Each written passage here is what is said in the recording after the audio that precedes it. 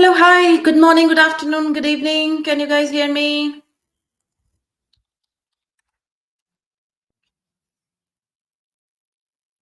Can you hear me, Sajo Malik? Who can hear me?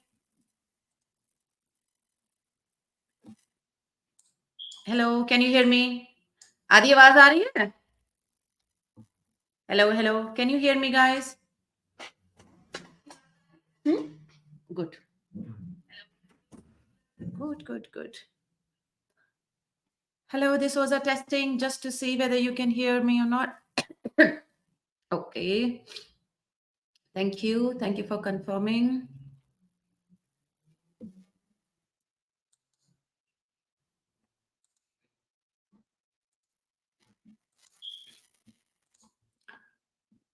Okay, so I just joined a little early just to test my mic speaker.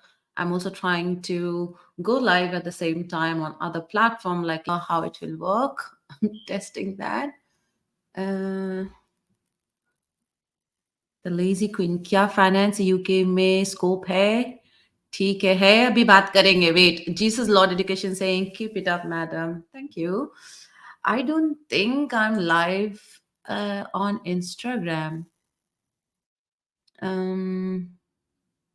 Okay. Just give me 1 minute, guys.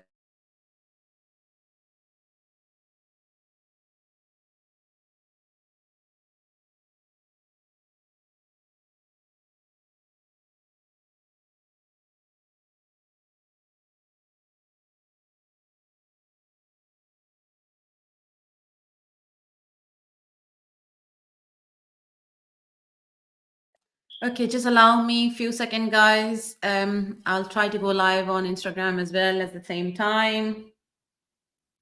1 second.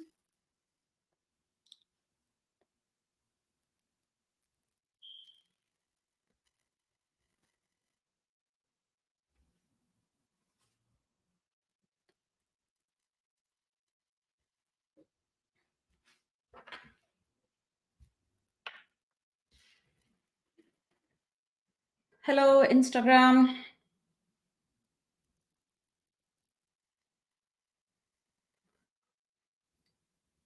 Good morning, good afternoon. How is everyone doing? Hello, hi. Hello, good afternoon. This is just a quick reminder to let you guys know that I'm live on YouTube, where I will be taking questions. I've invited Yash from AYNJ Solicitors. I'm kind of just doing a quick test and also to see if you guys are here or not. So allow me a couple of seconds. What is Shakti Prasad writing? Goli Baje Tinapana. I don't know what it means. Hi, Sai Kumar. Hi, Ankur. Hi, Leila. Good. Hello. So just to let you guys know, I'm here on YouTube. What you have to do, you have to just go to YouTube and type Your Knowledge Buddy, and you will see the live session. And you can see I'm already getting tons and tons of questions from people. However, I am 6 minutes early because I can go live on the same platform at the same time. And what I am going to do is I'm going to keep my phone the other side. Guys on Instagram, if you want to ask your question, you will have to join on YouTube, Your Knowledge Buddy. The links are provided in my story. It is also there in my broadcast channel. I won't be able to take questions from here. I'll be taking questions from my YouTube comments. Yeah. So if you really want to ask any questions to the solicitor from any of the visa issues that you guys are facing, or if you want to understand anything, please make sure you join me on YouTube and not post your questions from Instagram, because I won't be able to take that. However, I'm going to keep my Instagram open so that you guys can watch it in parallel. Okay. What I'm going to do, I have already started taking question maybe from people who have already joined because they are early. So the lazy queen is asking, क्या finance का UK में scope है? हाँ जी है. But you need to have a professional qualification like ACCA, CA, CIMA, and then only your chances of getting sponsorship will be high. 1 second, guys. Yeah, I'm just setting up my phone.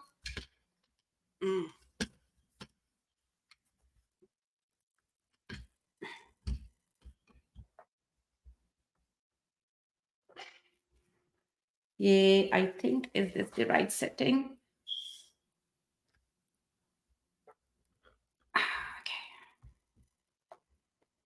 Okay, just allow me 1 second, guys.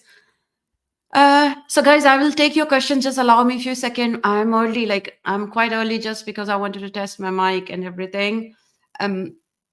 We need to wait for our guest to come in 4 minutes. I'm just setting up here.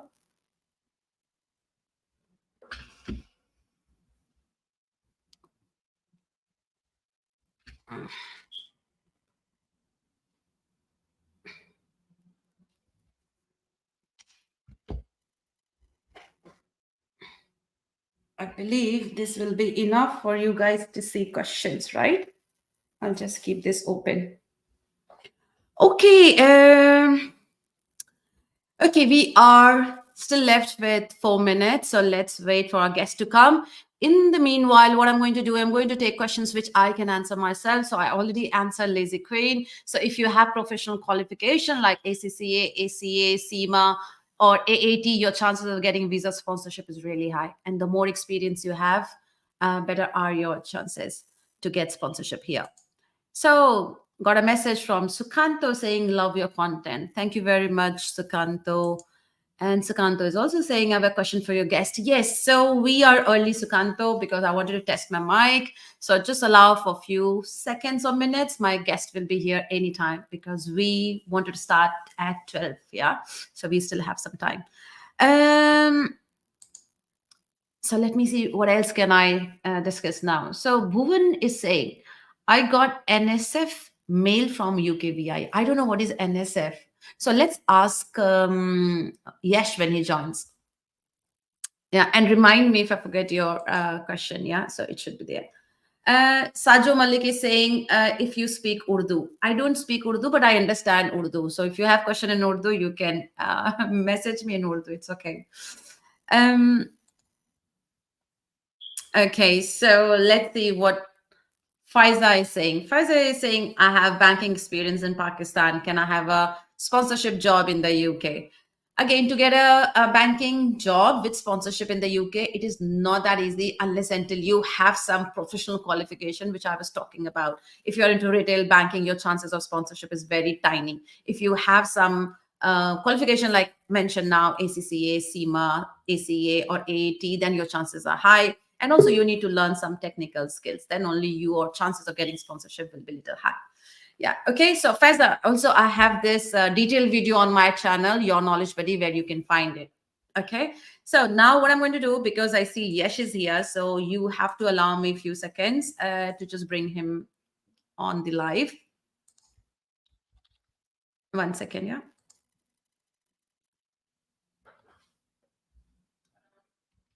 Okay. 1 second.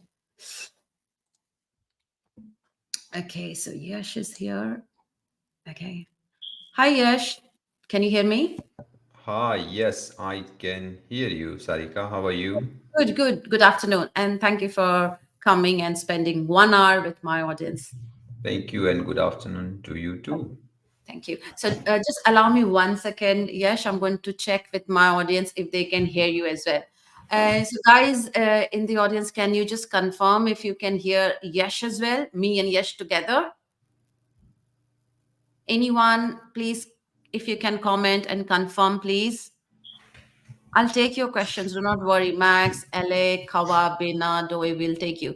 Okay, Faiza is confirming you can hear both me and Yash as well, right? Okay. Any Wonderful. more confirmation? Okay, good. Vidya is also confirming. Okay, loud and clear. Sukanto as well. Okay, good. So guys, we have Yash, and what we are going to do today is we are going to quickly start and touch upon the different visa categories which you guys can use to settle in the UK. Most of my audience, and when I interact with them, they are only aware of mostly skilled visa. Yeah. 80 to 90% of my audience just know about the skilled visa. But there are other visa categories as well, which you may be eligible. So it's always nice to understand the different visa categories. And if you think you are one of the remaining visa categories, you can apply. And of course, if you think no, skill visa is the best for you, of course, you can find a sponsored job and then you can settle in the UK. Now, also, I'm going to tell you the most common question which I get is people are struggling to find job in the UK and they want to settle here. That's why I thought I'll bring Yash, who's going to touch upon on a very high level all the different visa categories which you guys should understand, and then of course make your decision which is suitable for you and take actions. Okay. So, Yash, so I'm going to request you if you can explain my audience what are the different visa categories in the UK which can be beneficial for them. We'll touch upon the skill visa last because I think most of my audience knows about it. I think it will be nice if we cover the other visa categories first and then we'll take the questions from the crowd. Sure. Probably for the benefit of audience who are here first time, my name is Yash Duval. I'm from EY Solicitors. I'm managing director.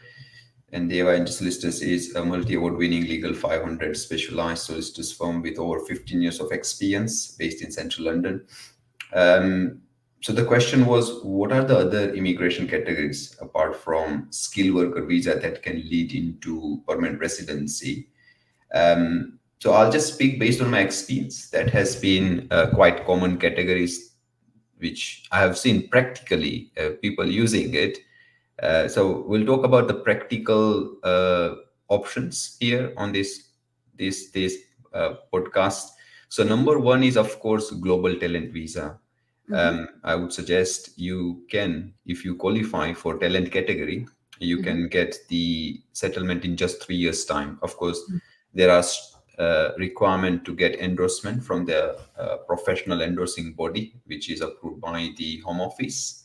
You have to get this endorsement, and then as long as you are a leading expert, a proven expertise, or you are becoming an expert, then of course you get this endorsement either through Tech Nation if you are experienced and specialized in technology, Arts and Council. Of course, if we have done plenty of cases likewise from Arts and Council as well. um, um, and if you are getting some Nobel Prize and all that, then of course you get this global talent visa. So that's definitely option one. Very easy to get. You don't need to meet English language requirements. Wonderful for someone who cannot pass through the English language test, but they are global talent. So after global talent, the second category I can think of is innovator founder visa. Someone who has innovative, scalable, and viable business idea get the endorsement from the endorsing body approved by the Home Office, and that could potentially lead into settlement in 3 years' time. The only hurdle here is to find innovative business idea. It has to be innovative, genuine, innovative business idea, and get the endorsement. So that's number two. Number three is I'm sure I've spoken multiple times, is self-sponsorship visa, which is you start your own business first, get the sponsor license for your own company, and get the skilled worker visa. If you really want to run an active trading genuine business in the UK, this is the best category, which does not require innovative business idea. So that's number three, can lead into settlement in 5 years' time. The fourth one I would say is if someone is in the UK for continuous lawful residence for 10 years, that's called long residency. And this option is quite undervalued, I would say, or probably not being properly analyzed by many migrants, because let's say if you are in the UK in combination of other immigration categories up to maybe 5-7 years, there's a potential chance to stay in the UK legally, continuous lawful residence for 10 years, and you could qualify. And of course, if you want, we can get into detail as to how and when and what, which of course were very fascinated way of getting settlement in the UK. We can talk about it with some practical example later down the line. But let's pick up just the options first. So we talk about global talent. We talked about self-sponsorship, then innovator founder visa, long residency, continuous lawful residency, fourth one. these are the options I can think of right now, because there is no more investor visa, there is no more entrepreneur visa. And spouse visa, of course, if you get married to someone who is settled in the UK or British in the UK, you get permanent residency in 5 years' time. So these are the five options. But of course, the relationship has to be genuine and subsisting relationship. Then that could be an option to explore. Mm. So these are the five options right now I can think of on top of my head. Of course, there are a lot of other immigration categories like ancestry visa or EU settlement scheme, but it's not quite common for everyone. Yeah. So thank you very much, Yash. Can I just add two more, because I know my audience are aware Sure, and sure, asking me, and I have seen already comments on Instagram as well sure, yesterday. I know sure. there's a visa category which is called as high potential visa, but for Yeah. that visa category, you need to be passed out from top 50 or 20 universities, which is listed on the UK government website. If you are a student of that university and within the last 5 years, you can move to the UK without any job offer. Yeah, it allows you to come. And I believe you can also settle in 3 to 5 years. I forgot what it is. And the second one, Yash, which I read, was about the scale of visa. And when scale of visa was published, there were a lot of hype about it, because it says you don't require sponsorship after 6 months. I don't know whether it's a failure or it is a success. I don't see too many people talking about it, but I do see it still mentioned on the UK government website. So do you want to talk a little bit about on the scale of visa? I will want to cover both the points you just mentioned. So high potential visa, individual visa does not lead into settlement. I think the Ah, category you were talking about, like the categories that leads into settlement, right? Is that yes, what you correct. asked me, right? Yes, I yes, so that was your question. Your question is the categories that could potentially lead into permanent residency or settlement, correct, right? correct. High potential visa does not lead into settlement. That's Right. number one, right? So that's the clarification for the audience. Mm, And as I said earlier, as I was trying to pick up the categories that are quite common. So firstly, high potential visa doesn't lead into permanent residency, number one. And of course, it's very limited to those who have graduated from this prestigious, mm, top 50 world-class university. And of course, there are many, they would qualify, but you get a visa for initial period, and then you have to switch your immigration status mm, into a different. So you get 2 years, mm, right? And then you then have to switch. It will last for 2 or 3 years. If you've done PhD, you get 3 years.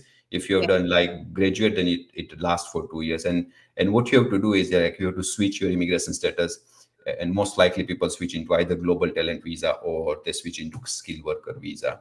Yeah. And the other category you talked about was the scale-up visa. So Correct. scale-up visa is nothing different than the skilled worker visa, right? Mm, So let's mm, keep this way. Scale-up visa is a visa which is being sponsored by an employer who has been granted a sponsor license in the scale-up category. mhm, Now, for the company, the specific employer, to get the scale up sponsor license, they need to prove that they mm, are scaling very quickly. They are fast growing company. So there are specific criteria they need to satisfy mhm, for being a fast growing company. mm, And then they get a scale up license. Then they can offer a sponsorship for someone to come from overseas or locally to join the company under scale up visa category. mhm, So first thing first, it's a barrier for mhm, the company to get the scale up license, mm, then to offer scale up visa. Of course, the skilled worker would love that, because mhm, under scale up visa category, they just need to stay with the same employer for only 6 months, and then after they're free to work wherever they like. So that mhm, offers that sense of freedom for the worker. But if you look from the employer's point of view, what is the benefit for them? You see, like, okay, they have to first thing first go through the hurdle of getting the scale up license, yeah. sponsor someone who would then potentially stay with them for 6 months or more if they like to work with them. Mm, So it doesn't offer an incentive to the source of mm, the visa. Okay. mm, So the source of the visa is the employer, not the employee. yeah. It's not employee-led visa category, it's employer-led visa category. In my view, if I think logically, it Mm, doesn't offer any incentive to the employer so much, right? Hmm. There are some benefit, but not great. So that's about scale of visa. So it did not become very famous or very popular, as we Hmm. know. And high potential is again very limited to those who have passed through this Correct. prestigious. So for that reason, it did not become very popular as well. Okay, thank you for explaining that, Yash. And if you don't mind, can I just take a couple of questions from the comment? Sure. And this is Yeah. especially around when you were talking about long-term residency. I can see a similar question, comments here from Ria, and I saw from Sukanto, and I think they are looking for an explanation on this one. So Ria is saying, I'm living in the UK and looking towards 10-year route, but I need to leave the UK in next 3 months for an emergency. I may be gone for a month. So will that affect my 10-year route? Right. So, Ria, really good question. And the answer is, um, I think there is an updated question, but we have a word limit here. If I leave the country, my country please will be withdrawn, meaning I'll leave without residence permit. Will that affect my 10-year route? Really good question, Ria. And it is a very technical answer. So please pay attention to it, Ria, if you are here on this podcast. So when you so what you need to do, you need to prove you have 10 years of continuous lawful residence. That's what you need to prove. Now, when will it be considered as broken? That's the question we need to address here in your situation. So when you leave the UK, you should have a valid visa, valid leave to remain. When you are leaving the country on that specific date, you have to have a visa with you. Now, you are saying if you withdraw the application and if you leave, that means you would not have, if your visa has been expired while your application is pending, and if you are withdrawing the application, when you leave the UK, you would not have visa on the day you are leaving the country. Right now, if you want to come back, and if you can come back within, so if you reapply within 28 days, and if you get the visa and if you come back, then that period will not be considered as broken. So yes, when you leave the UK, you will not have visas. You are leaving the UK without visa. But then if you go home, submit an entry clearance application within 28 days, and if you get the visa successfully and if you come back within the 6 months after you left the country, your continuous lawful residence will not be considered as broken. And then if you maintain that continuous 10 years of lawful residence at the time of application with a valid visa, then you could potentially get a long residency. Having said that, please do seek professional legal advice. I'm just trying to provide this opinion based on my experience, but something might have changed. So my strong advice is to seek professional opinion before you leave. Seek professional legal advice, Ria, because of course it's a very critical decision you're making right now. So hope that helps. Ria, if you have a follow-up question based on what Yash explained, can you just leave it here? And I can see a similar question. Again, it's a long-term residency. So guys, if you have any questions around ILR or long-term residency, I'll pick up those questions now. Then, of course, if you have any other questions on any other visa categories, I will take that. I can see Bubbly is online, and Bubbly already tried to speak to me about this, and I don't know the answer, and hence we will get to your question as well, Bubbly. Just allow me a few seconds. Yeah. So Ria, first of all, Ria is saying thank you so much, so which is good at the bottom of the comment. Thank you, Ria. Good, it was useful. So Sukanto is saying, my question is, if I don't have a valid leave to remain and leave UK and go back to my home country and come back within a couple of months with a student visa, will this break my 10-year residence route? All right, Sukanta. So here is the answer. So when you leave the UK, make sure you have a valid visa on the day you leave the UK. That's number one. When you come back, make sure you have a valid visa to come back to the UK. So these are the two conditions. Third condition is you must come back within 6 months. So if you come back within 6 months, your continuous lawful residence will not be considered as broken. Hope that makes sense. So make sure you have visa leaving and coming back, and come back within 6 months. And if you can then accumulate 10 years of continuous lawful residence like that, then you could potentially qualify for a long residency. And of course, within 10 years, you should not have absences more than 540 days. Your absences should not be more than 540 days. And very important tip, probably most of the applicants doesn't know. So the day you leave the UK, the day you come back to the UK is not part of your absence. So for an example, if you leave on 29th of June and you come back on 30th of June, that means it's zero absence, right? So sometimes people count that as absence days, and that will add into their total number of absences. So this is very important information while you are calculating 540 absences over 10 years. Hope that helps. Thank you very much, Yash. Sukanto, did it answer your question? If not, please let me know at the bottom of this comment section. So just want to reconfirm things. Yes. So seeing what Sukanto or I forgot Ria was asking. So say they were here in the UK for 7 years and their current visa is about expire. Yeah. So and they are applying, say, for another future study visa. Say their visa is about to expire. That's why they have to leave country. They're leaving today, but if today they leave, they don't have a valid visa, say for the next 2 months, because their student visa will take time. So when they are in India, they don't have any visa category, but they were living in the UK for 7 years. And when they come back, say after 4 months, because they did not have that any visa during that period, will they still be eligible for that 10-year route if they come back with say 3 years of PhD and they qualify for 10 years? Will that be still a valid case for ILR, even though when they were in India without any a residence permit or any visa? Is Yes. So when they are leaving, they had a visa, right? So when they were leaving, they had visa. When they're coming back, they had a visa, but they're coming back within 6 months. Yeah, within 6 months. Say Yeah, when they then leave. yeah, Yeah. if they come back within 6 months, then it's not a break in continuous lawful residence. Good. Okay. So this is good to understand because I misunderstood something when you said, okay. So I don't know if Sukanto, you are still here, or Ria, I forgot who asked the question. So if you don't have a visa when you are in India, but if you come within 6 months, you still qualify for ILR. But the day you leave, you should have a visa, right? This is what you were saying. Yes. Okay, good. Thank you very much. I hope this helps, guys. So I'm going to take one important question, please, from my another client. She had a call with me just a couple of days before, and I did not have an answer to it. So yes, do you think you can help here? So Bubbly is saying, I'm concerned about my special need child's future. He has been here for 3 years and well adapted to a special needs school here. Is a visa type on which I can apply and stay here?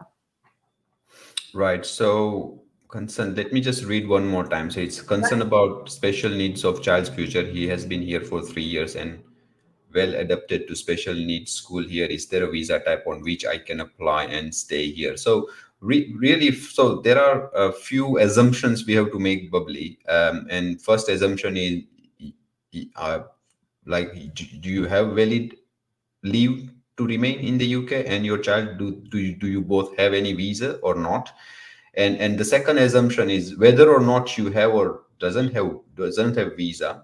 I mean, you both don't have visa. I mean, then my next assumption is like you don't have any other option to extend your visa or continue your visas for yourself and your child.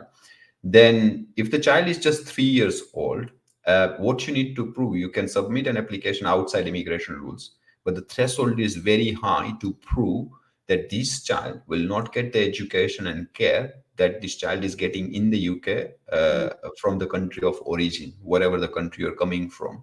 If you can prove with appropriate evidence that the care, the education this child is getting in the UK is not possible to obtain in your country of residence or country of origin, then there is a possibility that this application could be granted outside immigration rule. But the threshold is very high. So it is very complex immigration application, and I strongly suggest if you are trying to go through this route, you seek professional legal advice, please. Okay. So when you say yes, the threshold is very high, what do you mean by threshold? What threshold are you talking about? It's it to prove Mm. that the child will not get the care and education which the child is getting in the UK would Okay. be available in the country of origin.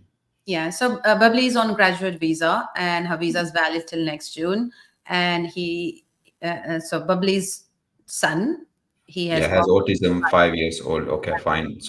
So what she said is the child is here for 3 years. That means child was not. So my assumption is child was not born in the UK because child is here only for last 3 years, Yeah. and he is 5 years old now. That means child arrived in the UK when he with the child was 2 years old. So child, firstly, the child seems like, I mean, of course, I can make an assumption here. The child Anyway. was not born in the UK because there are a lot of variables.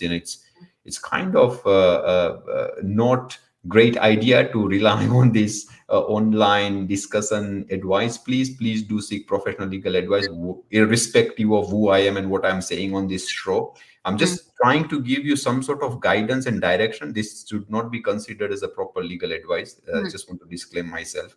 Yeah. So the child has been living here for 3 years. If the Yeah. child would have spent total 7 years in the UK, total Mm, 7 years, then mm, of course child can make an application under appendix private life. mm, Now we have a proper immigration category for that. mm. And I think we did cover, Sarika, earlier in one of your previous video Yes. or Yes. previous podcast about the 7 years route. It's called appendix private life. Mm, um, so if child would spend, let's say, 4 more years in the UK, mm, irrespective of mm. having immigration status or not having immigration status, then the child could qualify for appendix private life based on 7 years stay in the UK. So that's something I want to leave with Bubbly. As of now, I do not suggest that you stay in the UK illegally. You should have a proper visa while you are in the UK. But yeah, Bubbly, if you want to try an application outside immigration rule, you could. I'm not sure what are the merits without looking into the case at a detail. I can't comment the merits of the case. Okay. Thank you very much, Yash. Bubbly, so you already have my email ID. We already spoke. If you want to contact Yash, just go to Google and write AYNJ solicitors. You'll find the contact information, how to contact him. You can do that. I believe, discuss all the options that you have. And I know your visa is valid only till next year. And hence you were kind of finding out what are the other possibility for you to be here on the basis of your child. Yeah. And of course the 7-year route, she's aware, and it's already those discussions are already documented on my YouTube channel, which you can see. Okay. Thank you very much, Yash. So I'm going to move now. First of all, guys, if you think, first of all, I'm going to say thank you to Yash for every answer that he is giving to you guys. But if you also find his answer useful to make any decisions, or if you think you are getting a right steer, just give a thumbs up for him. He's spending 1 hour from weekend just for you guys. Yeah. And so I would say he deserve at least a thumbs up from you guys. Yeah. Okay. Before I take another question, just because I was also reading the comments, other comments on the previous note that we were discussing, Yash, about the valid visa category when you leave. Yeah. So Sukanta was asking, is outstanding FLR application considered as a valid visa? This is about the 10-year ILR route. So say Yeah. they are on a FLR. Just say they got, for example, say today they got a decision on FLR. Say it's a negative decision. Yeah. And Mm. they are allowed, usually what I read, it's 10 days to leave the country. Yeah. So if they leave today and they come back after 3 months because their the new visa will be available, say the CAS only after 3 months, will this Mm. route be considered, this FLR and then gap of 3 months, as part of ILR or not?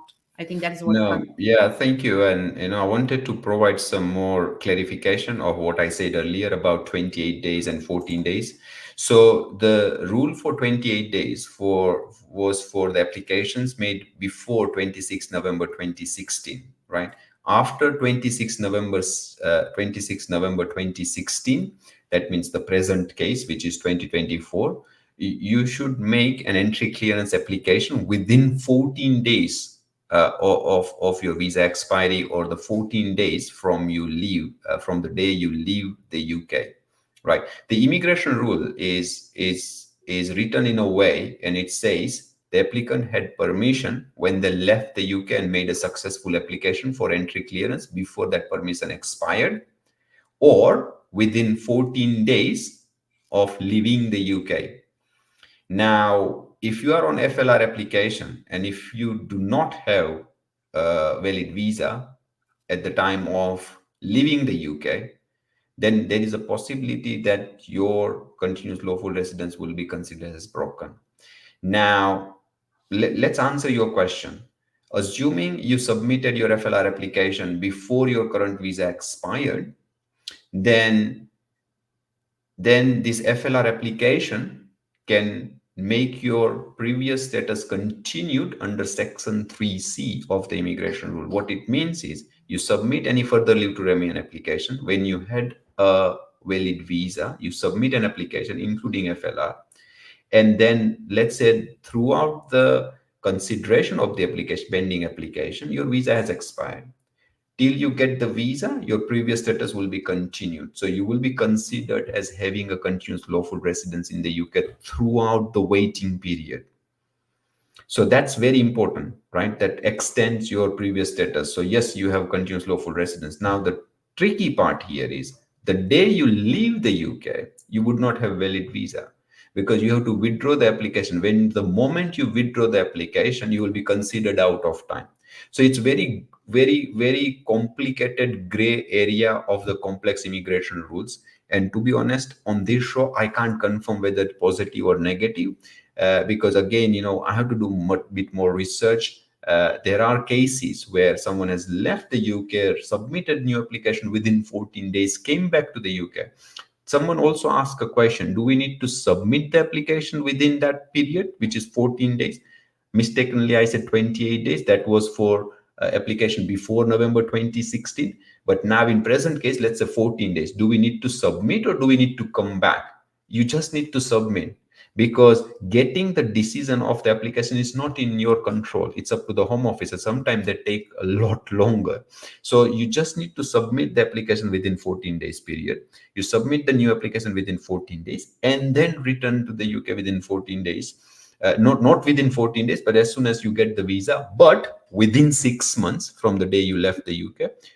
Most likely your continuous lawful residence will not be considered as broken. Thank you very much, I'm Yash. sorry, it's very complex, so I'm trying to speak slowly to help Yeah, the yeah. audience understand what it is. It's very complex. And I'm still not sure if I understood it correctly. Yeah, So, exactly. yeah, so Kanto, I hope this helps. And if not, maybe if you want to reach out to Yash later, please do so. Yeah. FLR Uh, application, to short answer to Sukanta, is the FLR application. If it was submitted before your previous visa expired, then of course it's a valid visa application. Yes, it is valid. Okay, thank you. He says thank you. So maybe a thumbs up, Sukanto, as well. Okay, there's a question. Somebody saying I'm not taking this person's questions. Shafkuta Iqbal saying आपने मेरे question को miss कर दिया. मैंने किसी के miss नहीं किया है. I have to allow Yash to explain. You see, such questions are not easy to Yeah. answer. अगर easy होता भाई मैं answer कर देती. मैं Yash को क्यों नहीं कराती? You see, for easy I'm there. For complicated, and you see I don't have the legal right to talk about the visa thing. That's why Yash is always with me. So let me very quickly look at Shafukutta. How do you pronounce Shagupta. Shagupta? Can you please mention your question once again at the bottom of the comment section, because I'm scrolling up and down. I'm not able to find your question for some reason. Yeah. But yeah, if you please put it down, I promise to answer your question before I sign off. Yeah. Okay. Now let me see. Okay, Sukanto is saying good discussion on the Piyush. Okay, thank you, Sukanto. Let's see what Piyush is saying.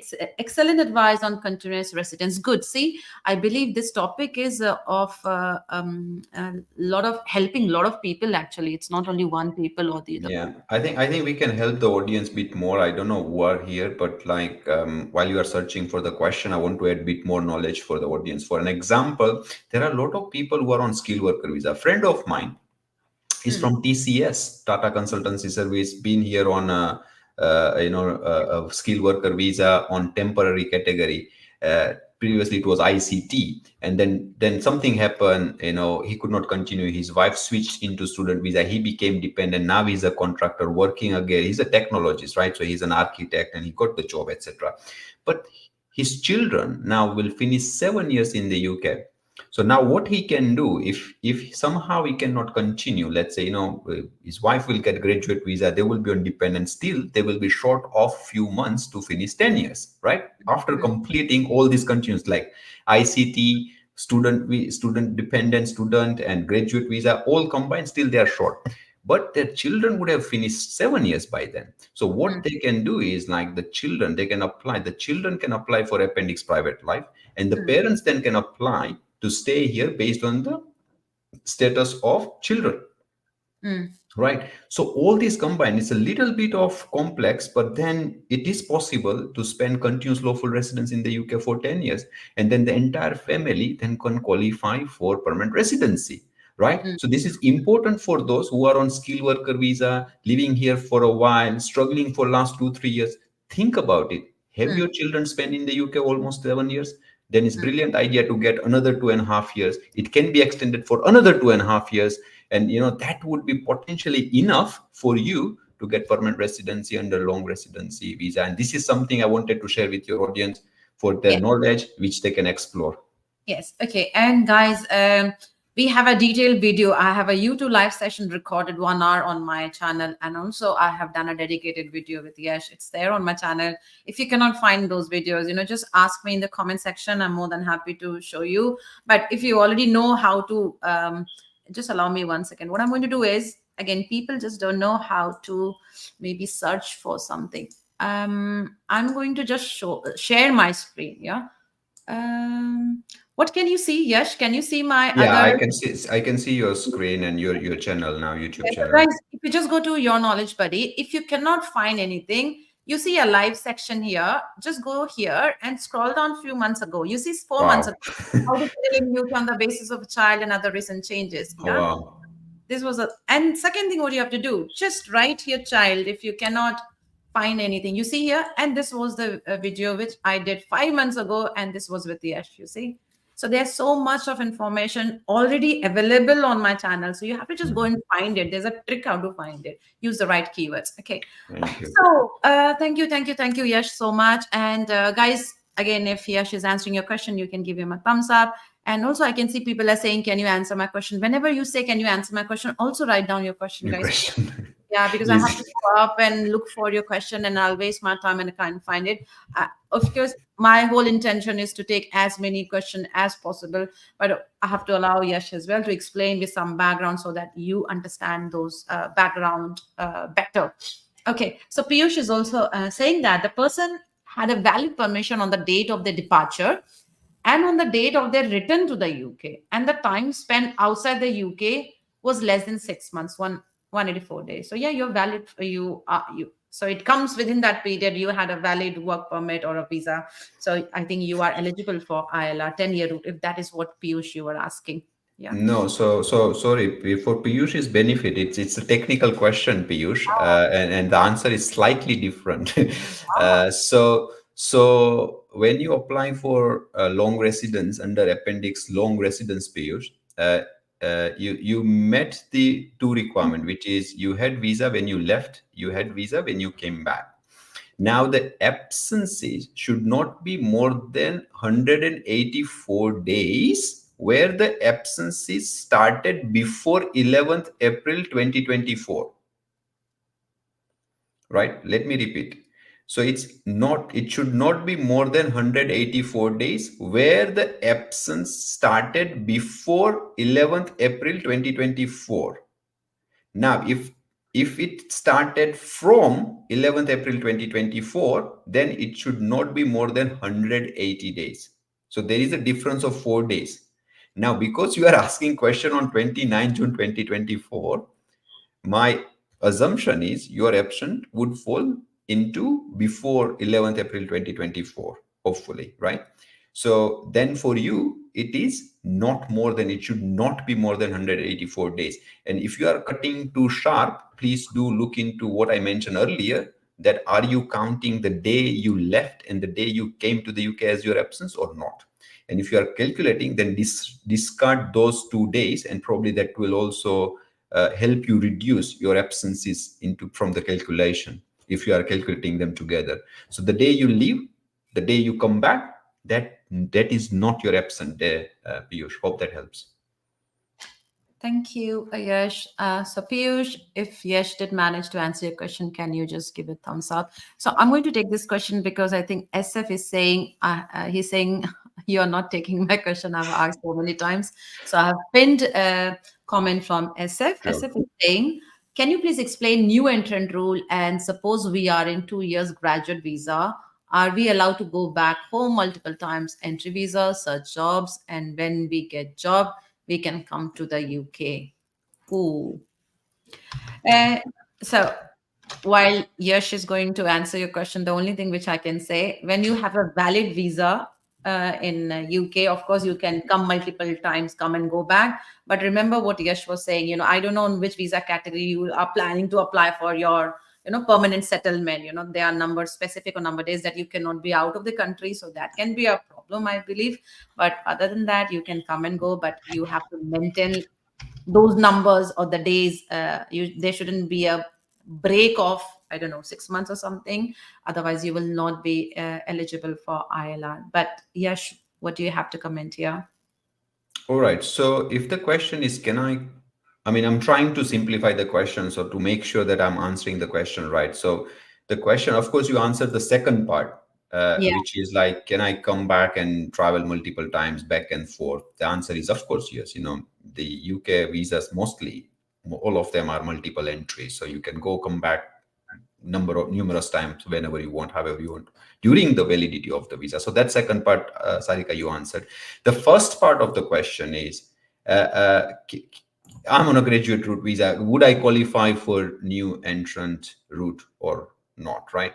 If that's the question, then the answer is yes. If your most recent permission is undergraduate route, then you could qualify for new entrant salary, which is the reduced threshold of the salary for skilled worker visa. So that's the answer.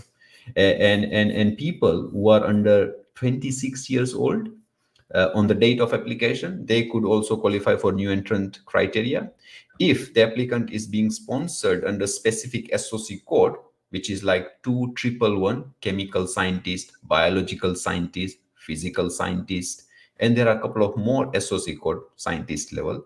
They also qualify for new entrant salary.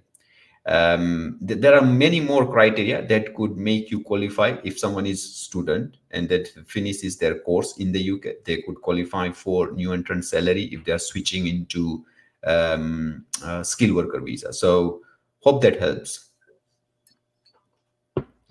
Thank you, Yash.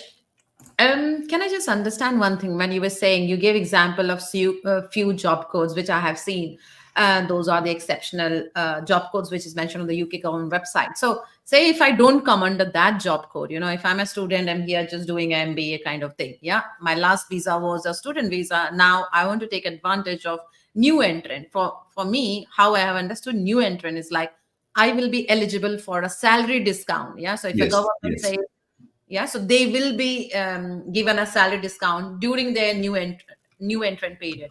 What I've yes. understood, new entrant is valid only for 4 years. So if a student switches from a student visa to a skill visa, you are eligible to get a salary discount for 4 years. But say if you have already spent 2 years on the graduate visa, then you can take advantage of new entrant only for another 2 years. Yeah, which most of the people are not aware. So this is what I've understood reading the details on the UK Home Office site. Okay.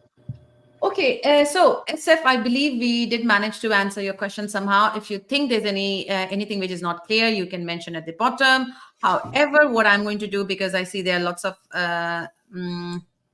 questions which have not taken from people and I don't want to upset them, I have to move to the next one. Okay, let's take this. I think this is Yash's favorite question. Whenever he sees the word self-sponsor, I saw another question as well. So let's give chance for Yash to talk about it. Umar is saying, thank you both for continuous support. Having professional job, can I open my own business and self-sponsor? I'm a chemical analyst for government company. Best wishes both. So over to you, Yash. Yeah, Umar, really good question. This is my favorite topic, self-sponsor. Because the reason it's my most favorite because we believe we invented this idea 3 years back when there was nobody knew about it. Now, a lot of lawyers, they're doing it. We have the maximum video testimonials on YouTube from successful clients. But the answer is absolutely yes. Self-sponsored visa, anyone can start any business they like in the UK as long as their intention is to run this business genuinely.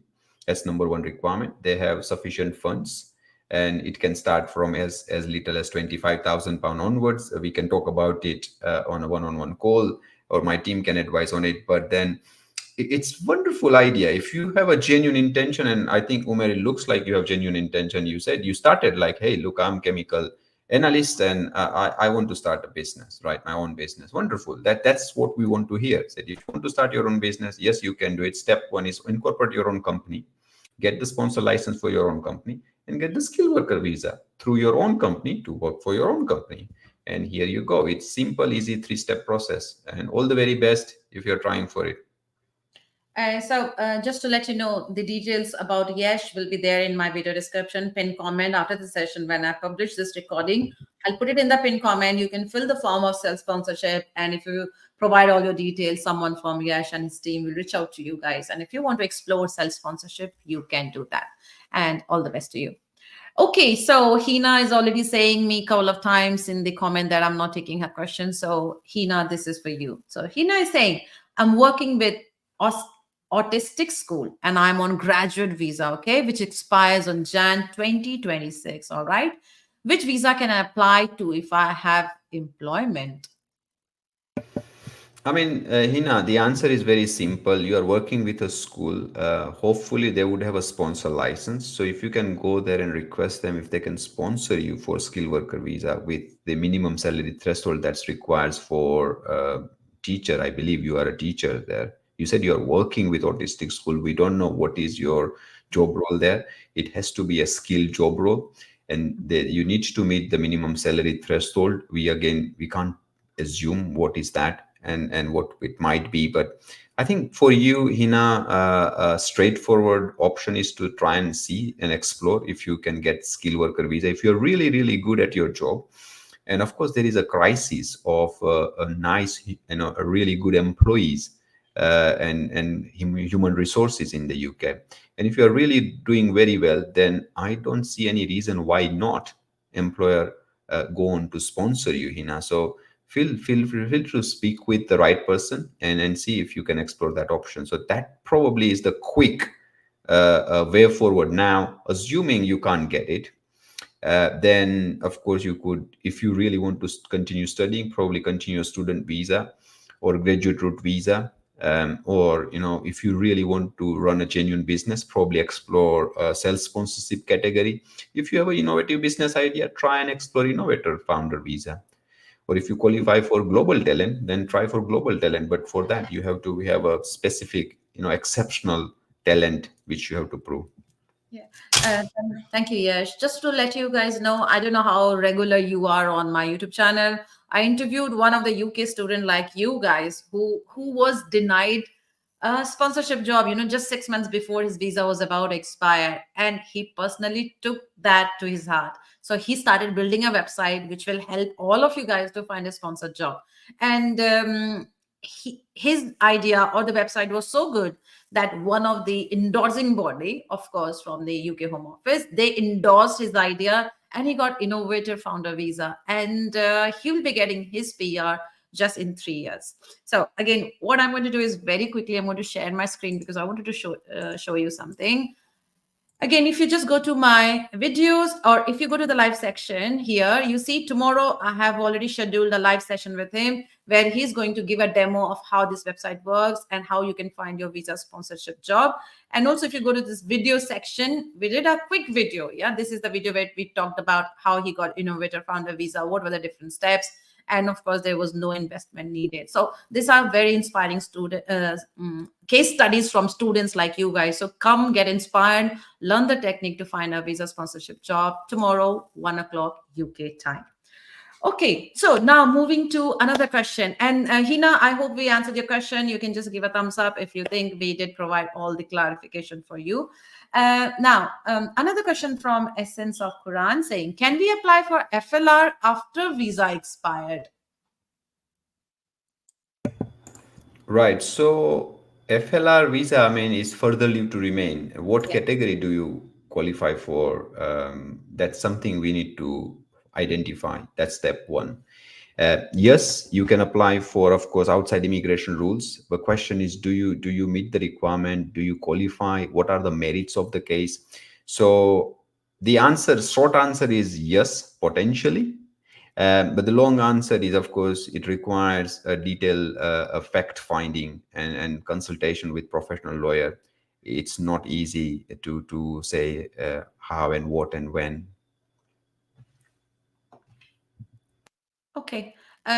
So essence of Quran, if you can put more details around it at the bottom. Okay, I'm moving to the next question. I can see Nidhi is saying, I have skipped her question. So first of all, I'm going to scroll up. Nidhi, again, I have already told, just please keep commenting with the question because I have to scroll up to find your name, which is taking a little bit of time. So Nidhi is saying, I left UK in May 2020 and couldn't come till August 21 due to COVID travel restrictions, but I have a valid visa in that period. Will that period be counted as discontinue in 10 years rule? Right. It's really good question. If Nidhi, if you can provide exceptional circumstances as to why you could not travel back, then you can argue that it should not be considered as a break in your continuous lawful residence if it's due to COVID.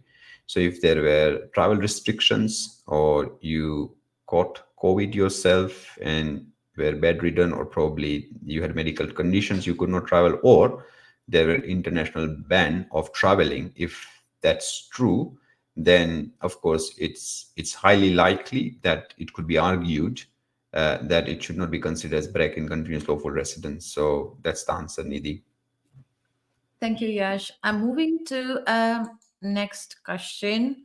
Vishal is saying, I got granted skilled worker visa for 5 years before new rule 4th April. Do I need to fulfill salary requirements for ILR, or I can go with all requirements for ILR application? I know the answer, but I'll let Yash answer that. Yeah, so answer is straightforward. If you were under old rules, then the old rule applies to you. Okay, thank you. Yes, so I believe you fall under the old rule, so you don't need to worry about the new salary threshold because your visa was granted before. Okay, so again, just let us know in the comments if we managed to answer your question or not. Moving to William. William is saying, does the years spent under a student visa count to the 10-year permanent residency path? I know the answer is yes, but if at all you want to answer yes, anything you can. Yeah, And I want to add more, William, and the answer is not only student visa, any sort of visa could be considered towards continuous lawful residence for 10 years. Literally any category except visit visa. Now, visit visa used to be considered part of the continuous lawful residence a while back. It has changed. Now it's not. But apart from it, any temporary immigration category could be considered towards 10 years long residence. Thank you, Yash. My screen is moving really fast. The moment I try to click on something to pin it, some of the comments get pinned. But as long as I'm taking some of the questions, I'm happy about it. So let's see what Max is saying. Max is saying, is there any chance to get a sponsorship visa who has, what is HND? Who has HND in English? Higher national diploma, probably. Who has In English, HND? and Masters of Education living in the UK, and 4 years English teaching experience in mother country but not qualified QTS. I mean, Max, it's very simple. For sponsorship, it's not about your education. I think this is for the benefit of all audience here on this podcast. It has nothing to do with your education. Sponsorship has nothing to do with your education, right? It's all about the job role you are being sponsored for. First thing first, you have to find an employer with a sponsor license, and that employer has to be interested to hire you and offer you a job with a view of providing you with a sponsorship at a job role which could be considered as a skilled job role, right? Within the specific SOC code. That's what you have to find. Now, what is the skill job role? It has nothing to do with the job title again. Remember that. It has to do everything to do with the job duties. So when you look at the job duties, if your job duties falls into the specific criteria of the SOC code, that's a skill job role. You get the sponsorship, you get the skill worker visa. Simple as that, Max. So your task is to find out an employer who can then offer you a job role, which is a skill job role. That's it. And thank you, Yash. I just want to add, Max, one thing. QTS is not a legal requirement to work as a teacher. Of course, I have seen people get preferred if you have a QTS qualification, but that's not a legal requirement. It's mentioned on the QTS website. It's not a legal requirement. Okay, thank you very much. Max, I believe this was useful to you. Please let us know in the comments at the bottom or give a thumbs up to Yash. Now, moving to another question, Kiran. Kiran is saying, currently I'm on tier 2 visa and my wife joined late and she got 4 years, 10 months, and 10 days. She can apply ILA or she needs to apply any other visa. All right, Kiran, let me save you some money. So the first part of the question is, the legal requirement is at the time of application, she should have spent 5 years continuous lawful residence as a dependent of yours. That's the legal requirements. You can submit the application 28 days to 5 years. Okay. Hmm. Now it appears to me that she would not have that luxury, right? She is short of a couple of days, right? So don't try and apply for ILR. If you do apply, you will be refused, right? So what you potentially can do is there are two options. One is, and I'm just being a bit bold here on this show, but what I suggest is this is a bold advice. And what I would suggest is please do seek professional legal advice. Do not consider it as a legal advice. Number one is there is a policy guidance for the caseworkers. So if you apply by post, anyways, it takes few months to decide ILR application. So the policy guidance is the caseworker should consider the period from the date of decision or from the date of application, whichever is in most favorable terms for the applicant. So what you can do, if your wife was to apply for ILR by post, yes, she would not qualify on the date of application, but on the date of decision, she would have spent more than 5 years, right? Because it takes anyways few months to decide. What you can also do is you can delay and submit your biometrics as late as possible. So one more trick and tips for the audience is if you don't submit your biometric details, Home Office will not consider or start processing your application. Your application will just stay pending with the Home Office till you submit your biometric details. So if you delay, keep the date as late as possible, then that means you are still running the clock of your continuous lawful residence. Now that's what you can do. I mean, the previous person was that Kiran, right? So that's number one. Yeah. Number two is if that doesn't work, this advice should work. But if it doesn't work, then she can submit a further leave to remain application outside immigration rule, then switch the application. You can vary the application into ILR midway through after a few days as soon as she qualify for it. So what will happen? Home Office has to refund the fees, one set of the fees, which is the lower threshold. So that means you will not end up spending money twice. You will spend only one set of fees, which is the higher threshold, which is of course for ILR. That means the FLR application fees you are paying will be refunded back to you. So yes, you have to do an investment, but then you are adding that extra time that you need for your wife, and then she can then apply for ILR.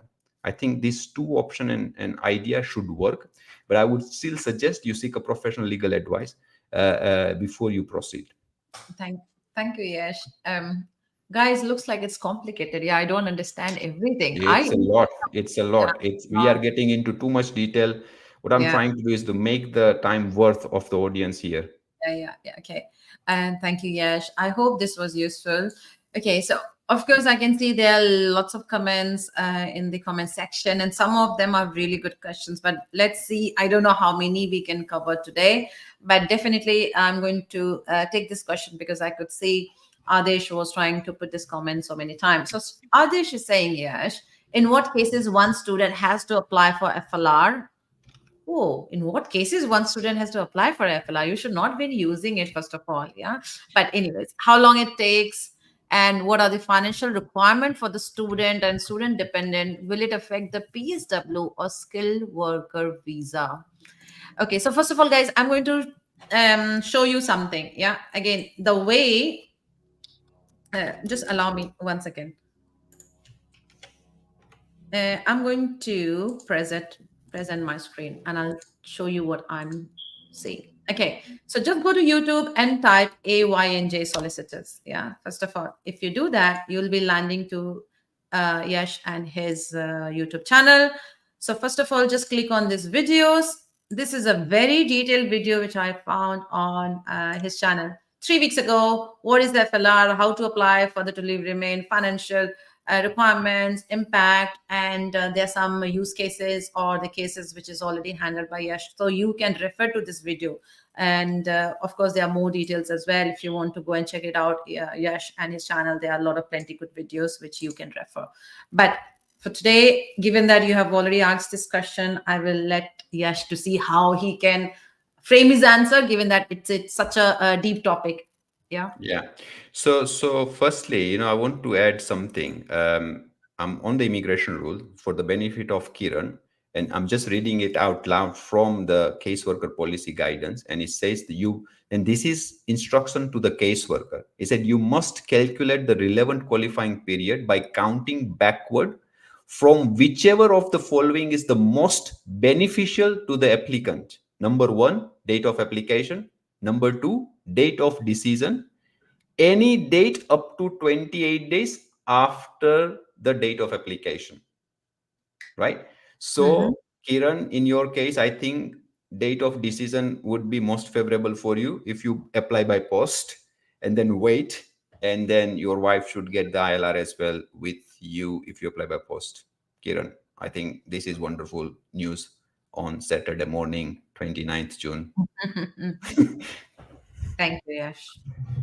All right. So going to Adesh, in what case one student has to apply for FLR, how long it takes, and what are the financial requirements for the student? Student dependent, will it affect the PSW or skilled worker visa?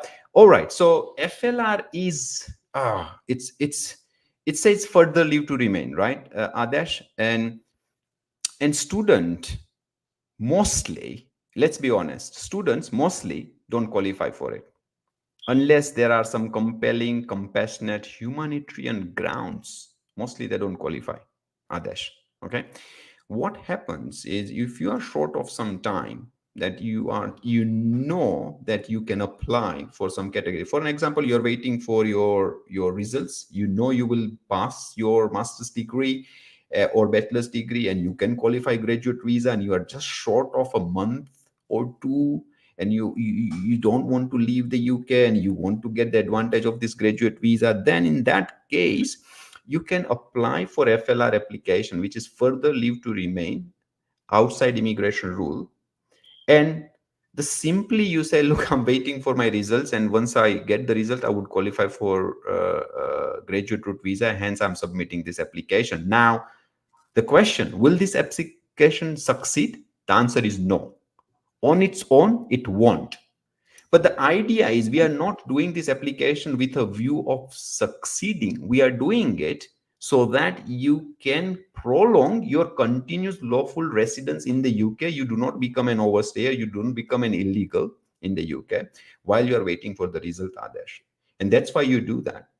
And so this is the only reason people do submit FLR application. There is no other intention apart from having this extra time to bridge the gap. Most likely this FLR doesn't succeed unless there is a really good, compelling, compassionate ground. Now what could that be is, let's say, some humanitarian ground. There is a medical issue which there is no way you can get that medical assistance in your home country but here, then of course home office has to grant that application. Again, it's a high threshold, it requires a lot of evidence, assessment of your specific circumstances. Then home office could then of course grant, and if they don't, then of course you can appeal against the decision. So there are very limited circumstances, Adesh, where FLR could be approved if you are on student visa and submitting outside immigration rules. Thank you, Yash. So, Adesh, if you need any help, you can reach out to Yash. Yeah. And Yeah. I he had already briefed on a very high level, but details are also on his channel. But Yeah. And the second part is, will that affect PSW skill worker visa? The answer is no, it won't impact. So as long as you are doing it within your visa period, then it's fine. It won't affect.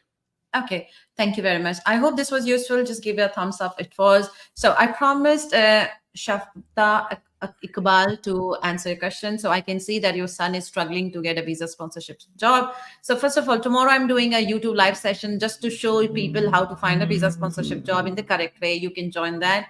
If you want, ask your son to book my one-to-one consultation. I will review his profile and give some personal tips. That is what I can say.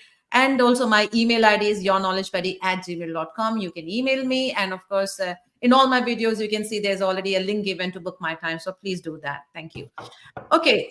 So given that it's already 1 o'clock, but before we wrap up the session, again, I'm going to post a favorite question of Yesh, which I can see from Films Fashion. So Films Fashion Yeah. saying, I want to start clothing business in UK. How can I do that? I'm from India. I'm opening same business in UAE in a month's time. So before Yash answers this question, I'm going to say I have already seen a case study or a success story on Yash on his channel where someone wanted to start a business and they had done it in a similar fashion. But over to you, Yash. What do you have to say? Um, all right. So if your intention is to start a business and come to the UK and obtain some sort of visa, of course, all you have to just go on my website. There is a tab called self sponsorship. Look through that content. It is a very, very rich content. It has literally everything there. Explore self sponsorship route, films fashion. That's what I would suggest. The process is very straightforward. Step one, on incorporate your own company. You can do that no matter where you are in the world. Then get a sponsor license, and then get a skilled worker visa. Now, it's three easy steps. The nitty gritty is complex. So please visit the website, or there are plenty of videos I have done on YouTube, on my channel. We have 7 to 8 video testimonials for successful clients. One of them were from retail business. We managed to help them to get the self-sponsorship route visa. So hope that helps.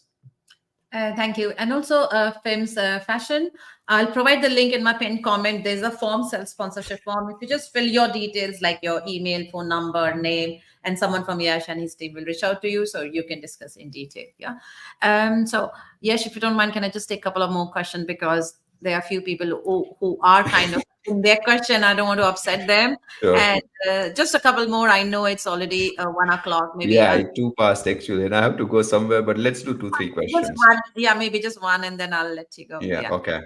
So Aniket is saying, me and my girlfriend came on student visa in 2021, and now currently we both are on PSW expiring in Jan 25. Okay. Now my girlfriend is getting a skilled worker visa. I wanted to know if there's any way she can help me. So I know the answer, but again, because I have Yash, maybe he can answer that better than me. Right. So the question is it, I mean, are you planning to get married? Of course, don't get married just for the sake of visa. I don't recommend that.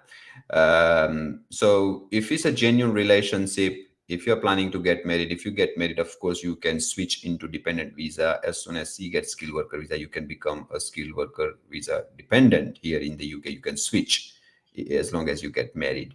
If you are living together for 2 years, you can also apply for unmarried partner visa if you are living on the same address for 2 years in a relationship that is akin to marriage, something similar to marriage, and you can provide evidence of you living together for over last 2 years. Six piece of evidence we need from 3 different sources. Then you can also apply for unmarried partner visa. Hopefully that helps, Aniket Bansal.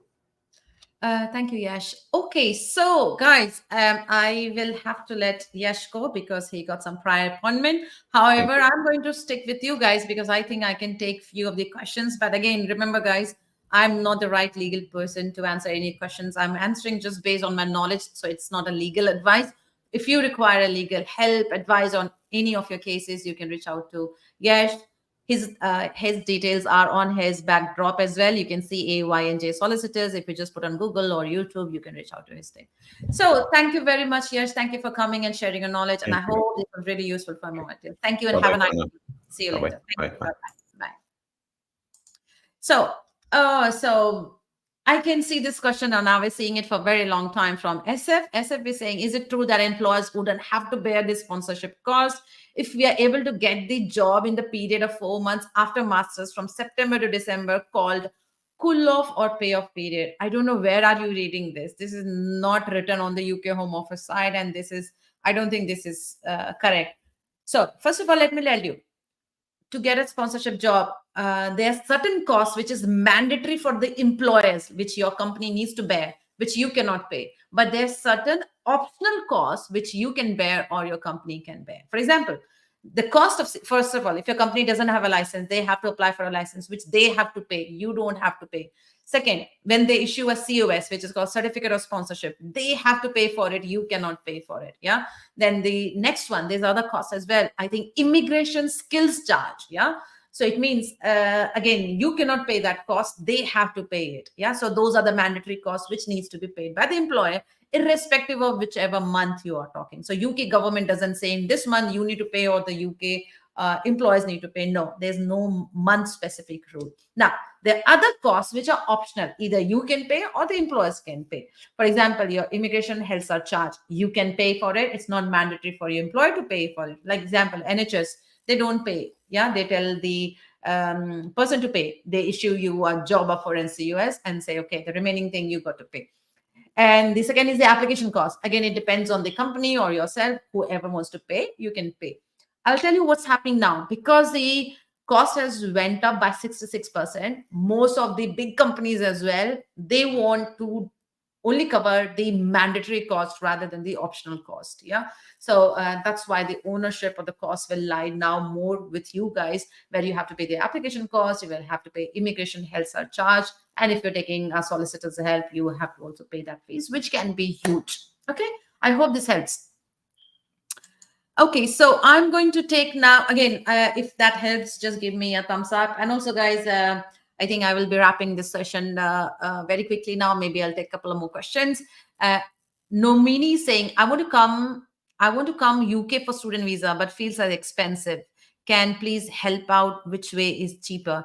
You can try for scholarships, yeah, because see, there are two types of scholarships in the UK. One is funded by the government, which is the government funded scholarships. Second is university funded scholarships. So each university, they have some quota for scholarships, yeah, based on your profile. You know how good your profile, you can get that scholarship. So try to get as much as scholarship as possible so that it's cheaper for you. And second, if you think UK is very expensive, you can try other countries which are less expensive. For example, studying in Germany is quite cheap. You can go there. Studying in Finland, Denmark, or Iceland, where the tuition fees is very tiny. Even Austria, the tuition fees is not very high. So you can target those countries where the tuition fees is low, so that you don't have to pay a lot of money. I hope this helps. Okay, now I'm going to take another question. So there was a question that somebody said, you know, they joined the session late. So once we finish this live stream, I'll be uploading the recorded version on my channel itself. You can watch that video later. Okay, now let's see what else I can take. I will not be taking the questions which I think I'm not sure of, because I don't want to give you wrong information. So Balaji is saying, since UK has restricted people in post-study work visa to bring their dependents, what are the other ways in which one can bring their spousal partner to UK in this case? You can think of research-based courses, you can think of PhD, or try to find a skill visa, innovator founder visa, global talent visa, scalar visa, all those visa categories that we talked about in the start of this video. And then you can bring your dependent. That is the straightforward answer. Manish is saying, hello. Hi, Manish. Let's see if there is any other questions. So let's see what Namaste London is saying. He's saying, my question is, if any dependent came in the UK and joined in health sector as a trainee, am I eligible to get a refund IHS fee on this ground? If you join as a trainee, I think so. So just speak to your employer. Mostly your health surcharge will be refunded. So just speak to your employer, and then once you get a confirmation, you can. But based on my knowledge and what's listed on the UK government website, it says if you are into healthcare industry, you don't have to pay the health surcharge, so you can apply for a refund. This is based on my understanding. Okay. Let's see another question.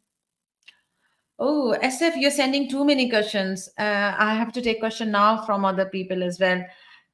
So again, the question from Adnan is, I'm on a graduate visa and it will expire in March 24. March 24 or 25? March is already past. Yeah, it's a past month. Can I switch to new entrant visa? And when I do that, can I add my dependent on new entrant? If you mean March 25, if which is 25th, which is next year, yes, you can switch to a new entrant. I don't know if you joined at the beginning. We talked about new entrant is valid only for 4 years. If you have already used your graduate visa 2 years, it means new entrant is valid for you get that for another 2 years. But remember, you need a skill visa after your graduate visa expires. New entrant, then it means you get a discount on the salary for your job code. That is what it means. And if you're moving on skill visa, of course, your dependent can also move with you. Okay, I hope that answers the question. Um, Let me take a different question. AR Tech 5 is saying, any idea when will be the second ballot of 2024 Youth Mobility Visa will release? Last year it was in July, somewhere in July, mid of July or end of July. So I believe it's going to be the same time. Okay, so another question I'm going to take. I'm trying to take question from people where I have not even picked up their question for the first time. So I'm going to take their question first. Mahendra is saying, ma'am, I want to move to Europe. Which country is easy to settle down? What way is easy to get sponsored job? Oh, first of all, you haven't told me about yourself. I don't know your skill set, so cannot answer you. What I'm going to say, Mahendra, you can book my time, one-to-one consultation. You can find the links in all my YouTube video description and pin comment. Just book your time and make sure you bring your CV so that I can review it and I can give you some suggestion and feedback based on your skill set, which country you should be targeting. Okay. I'm going to take this question from Manish is saying, I'm on a tier 2 visa. I able to do any kind of supplementary work for 20 hours? Yes, you are allowed to do a supplementary 20 hours, but only on the skill jobs. I already have a dedicated video on my channel with a demo. So go and watch it and you'll get the full details. And all the links from the UK Home Office is already listed there. I hope this was useful. So guys, if you think I'm able to answer your question, you can just give me a thumbs up. And I'm going to see. Okay, so okay, I'm just going to take one question, guys, because I think I have already done more as I started 15 minutes early to test, and then we went over time. So Ada is saying, how is UK job growth market now? Am I planning to go for my master? So first of all, if you want to know about it, I'm doing a Instagram live session on Monday, 5 o'clock UK time, where we're going to talk about the whole of the UK job market. I suggest you keep an eye open on Instagram, Monday, 5 o'clock UK time, and watch the live session. And also tomorrow, the YouTube live session I'm doing with a student. Again, it will be a very detailed session on sponsored jobs and all. So just join it. You'll get an idea of how many visa sponsorship jobs are available. So I will say, let's save that. Okay, so guys, thank you for everyone who joined me today. And I had taken already lots of questions. If you still think your questions are not picked up or answered, please make sure you just put that in the comment section. I'll try to answer as much as possible. If I cannot, I'll do another live session. I'll try to do it every week so that we can get your questions answered. Thank you very much. Thank you for joining and have a nice weekend. For guys who are watching match today, let's wish that India wins the World Cup. Yeah, and enjoy your weekend, guys. Thank you and see you later. Bye bye.